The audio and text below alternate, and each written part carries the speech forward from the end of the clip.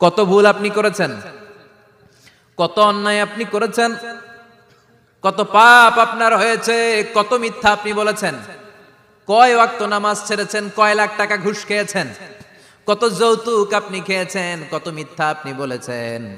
আপনার পাপ যত বড় হোক, যত বিশাল হোক, যত বেশি হোক, আল্লাহর দয়ার পরিসীমা তার চাইতেও বড়। আপনার পাপ, আপনার অন্যায়, আপনার জুলুমগুলো যদি হয় খালের পানির সমান, বিলের পানির সমান, আল্লাহর দয়া সাগরের পানির সমান। আপনার পাপ যদি হয় সাগরের পানির সমান, আল্লাহর দয়া মহাসাগরের পানির সমান। আপনার পাপ আর অন্যায় যদি হয় পাহাড়ের সমান, আল্লাহর দয়া আকাশের সমান।